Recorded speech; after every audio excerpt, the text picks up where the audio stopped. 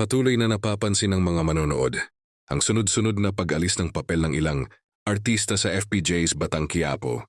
Dahilan para umusbong ang tanong kung bakit tila nagtatanggal ng mga karakter ang serye.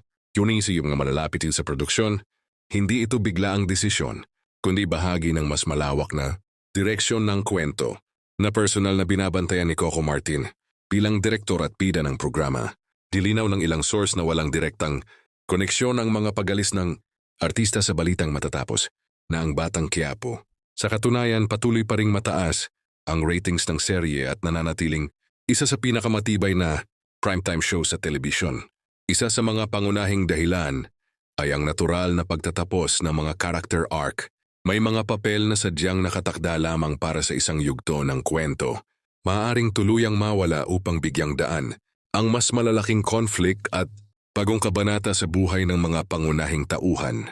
Kasabay nito, inaabangan din ang pagpasok ng mga bagong artista sa serye. Kilala si Coco Martin sa pagbibigay ng oportunidad sa parehong veterano at bagong mukha sa industriya. Marami tuloy ang napapaisip kung ang mga pagbabago sa cast ng FPJs Batang Quiapo ay sinyalis na ba ng pagtatapos o upang patuloy na ebolusyon ng kwento.